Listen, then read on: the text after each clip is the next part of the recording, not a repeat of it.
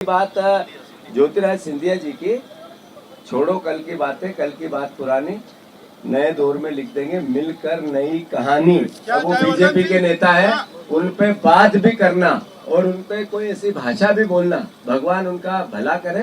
पर इस बार भी केपी यादव जैसे ही कोई अच्छा योद्धा आएगा और बाकी समझ जाओ आप, धूल चटाएंगे। आपने अभी पीसीसी चीफ जीतू पटवारी को सुना जब बीजेपी ने गुना लोकसभा सीट से ज्योतिरादित्य सिंधिया के नाम का ऐलान किया। ये बयान उसी दिन का है। जीतू ने सियासी अखाड़े में बहुत सवगोई से कहा कि हम सिंधिया के सामने किसी योद्धा को ही चुनाव लड़ाएंगे, लेकिन वो योद्धा कौन होगा उसका खुलासा उस दिन से लेकर आज तक नहीं हुआ। जिसके बाद सियासी गलियारों में सबसे बड़ा सवाल ये उठा कि क्या कांग्रेस को सिंधिया के सामने कोई उम्मीदवार नहीं मिल रहा है। देखिए बंसल न्यूज डिजिटल की ये खास रिपोर्ट।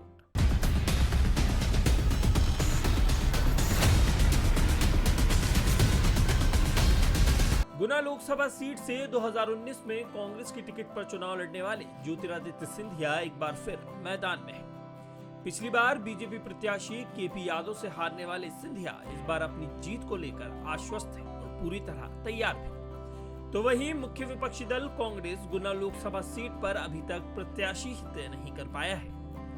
शनिवार रात जब मध्य प्रदेश कांग्रेस के 12 प्रत्याशियों के नामों की लिस्ट सामने आई तो हर कोई उस लिस्ट में गुना लोकसभा सीट के उम्मीदवार का नाम खोजता रहा, लेकिन कांग्रेस ने उस सीट को होल्ड कर एक बार फिर सस्पेंस बढ़ा दिया। पहले गुना सीट से दिग्विजय सिंह का नाम जमकर चला, लेकिन फिर कांग्रेस ने उन्हें राजगढ़ भेज दिया। इसके बाद अरुण यादव के नाम की चर्चा भी जमकर हुई, लेकिन जैसे ही अरुण यादव के नाम पर मोहर लगने की बात आई तो उन्होंने भी इनकार कर दिया। सियासी गलियारों की माने तो अरुण यादव गुना की जगह खंडवा लोकसभा सीट से चुनाव लड़ना चाहते हैं। अब कांग्रेस के पास सिर्फ 2 मजबूत कैंडिडेट बचते हैं, जिनमें से एक के नाम की घोषणा पार्टी जल्द ही कर सकती है। पहला नाम है हरिवल्लभ शुक्ला। शुक्ला पहली बार 1980 में कांग्रेस के टिकट पर चुनाव जीते। कांग्रेस, बीजेपी और बसपा की टिकट पर अब तक 6 बार वो चुनाव लड़ चुके हैं। शुक्ला ने लोकसभा चुनाव 2004 में बीजेपी की टिकट पर सिंधिया के खिलाफ चुनाव लड़ा था, पर 80,000 वोटों से हार गए थे। 2020 में कांग्रेस की टिकट पर उपचुनाव भी लड़ा, लेकिन पोहरी सीट पर सुरेश राठखेड़ा से उन्हें हार का सामना करना पड़ा। अब बात दूसरे उम्मीदवार की, जिनका नाम है वीरेंद्र रघुवंशी। रघुवंशी साल 2018 में कोलारस से बीजेपी की टिकट पर विधायक बने थे। 2023 के विधानसभा चुनाव से पहले उन्होंने कांग्रेस ज्वाइन की थी। इस चुनाव में वो कांग्रेस की टिकट पर शिवपुरी से चुनाव लड़ना चाहते थे, लेकिन कांग्रेस ने उन्हें टिकट ही नहीं दिया। अब 2024 के लोकसभा चुनाव में गुना सीट के पैनल में उनका नाम है। गुना लोकसभा से ज्योतिरादित्य सिंधिया के खिलाफ मुझे नहीं लग रहा कि कांग्रेस को कोई प्रत्याशी मिल पा रहा है। अरुण यादव का भारी होने के चलते विरोध हो रहा था वहां पर, और दूसरा अरुण यादव का भी मन नहीं था चुनाव लड़ने से, जिसके चलते कल जो सूची आई उसमें गुना लोकसभा को होल्ड कर दिया गया।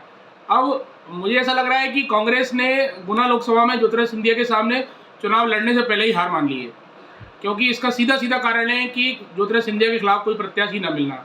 हाँ, 2019 के लोकसभा चुनाव में निश्चित रूप से ज्योतिरादित्य सिंधिया को हार का सामना करना पड़ा था, लेकिन गुना, शिवपुरी, अशोकनगर की जो जनता है उसकी ज्योतिरादित्य सिंधिया के प्रति सिंपैथी है, जिसके चलते मुझे नहीं लग रहा कि अब कोई दमदार प्रत्याशी कांग्रेस को मिल पाएगा। हाँ, एक संभावना जरूर नजर आती है हरिवल्लभ शुक्ला के रूप में।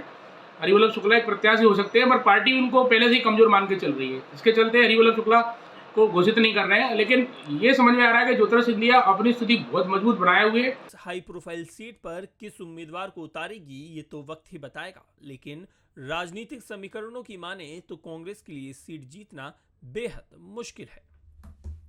यदि आप ये वीडियो YouTube पर देख रहे हैं तो हमारे चैनल को सब्सक्राइब करें और बेल आइकन को दबाना ना भूलें। अगर आप Facebook पर ये वीडियो देख रहे हैं तो हमारे पेज को लाइक करें। आप हमारे WhatsApp चैनल बंसल न्यूज को फॉलो कर हर दिन लाइव अपडेट्स भी पा सकते हैं।